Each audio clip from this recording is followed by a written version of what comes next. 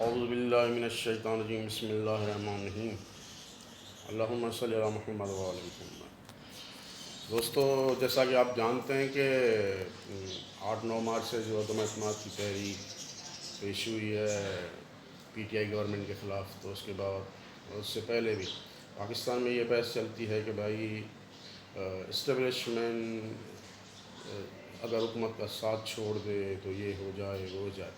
حالانکہ اسٹیبلشمنٹ جو ہے وہ صرف پاکستان میں نہیں، پوری دنیا میں اسی طرح سے کام کرتی ہے جس طرح سے پاکستان میں، کیونکہ وہ حکومت کے ساتھ بھی ہوتے ہیں، اپوزیشن کے ساتھ بھی ہوتے ہیں، وہ مذہبی جماعتوں کے ساتھ بھی ہوتے ہیں۔ تو تمام جو ممالک میں اسی طرح سے ہوتا ہے۔ ہم سمجھتے ہیں پاکستان میں کہ ہندوستان میں جو لیڈرشپ ہے وہ کوئی جینین اوریجنل ہے اور وہ خود ابھر کے آئی ہے، حالانکہ وہاں بھی یہی سلسلہ چل رہا ہوتا ہے۔ وہاں اگر مہاتما گاندھی کو آپ دیکھ لیں، اگر جواہر لال نہرو کو دیکھیں، تو وہ بھی اس وقت جو اسٹیبلشمنٹ تھی، برٹش اسٹیبلشمنٹ تھی، انہوں نے ان کو بنایا تھا۔ اس کی مثالیں چند ہیں کہ بھائی جب کانگریس پارٹی جو الیکشن ہوئی تو مہاتما گاندھی نے کروائی صدارت کے لیے، تو اس میں سبھاش چندر بوس جو اس وقت کانگریس کے رہنما تھے وہ کانگریس کے پریزیڈنٹ منتخب ہو گئے۔ حالانکہ چاہتے تھے مہاتما گاندھی چاہتے تھے کہ جواہر لال نہرو صدر بنے کانگریس کے، لیکن الیکشن ہوئی اور الیکشن میں سبھاش چندر بوس پریزیڈنٹ بن گئے کانگریس کے۔ تو اس پہ ناراضگی کا اظہار کیا مہاتما گاندھی نے، اور کانگریسیوں سے کہا کہ سبھاش پہ پریشر ڈالو کہ وہ واپس چلا جائے، یہاں سے چلا جائے۔ اور سبھاش چندر بوس مجبوراً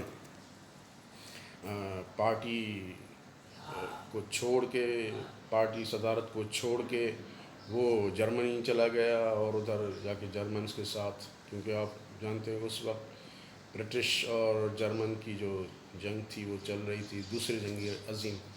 تو اس وقت چندر بوس کانگریس کی صدارت چھوڑ کے چلے گئے، کیونکہ نہیں چاہتے تھے برٹش سرکار جو انگلش سرکار نہیں چاہتی تھی کہ چندر بوس جو ہے وہ کانگریس کا صدر بنے۔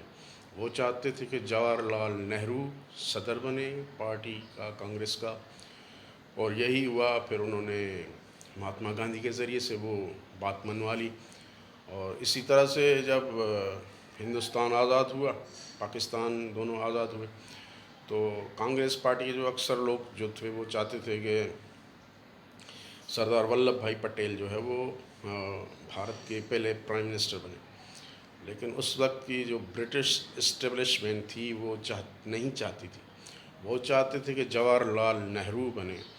تو انہوں نے پھر جو ان کا تھے مہاتما گاندھی تھے، جو ان کے ذریعے سے پھر انہوں نے ولبھ بھائی پٹیل کو پرائم منسٹر نہیں بننے دیا، اور وہ آ گئے جواہر لال نہرو۔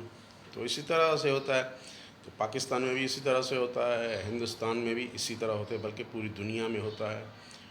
تو یہ کوئی آج کی بات نہیں، یہ صدیوں پرانی بات ہے۔ اسی طرح سے یہ سلسلہ چل رہا ہے، جس کے سر پہ وہ ہاتھ رکھتے ہیں تو دوسرے ناراض ہو جاتے ہیں، اور پھر جب ان کے سر پہ آتے ہو تو پھر تیسرے ناراض ہو جاتے ہیں۔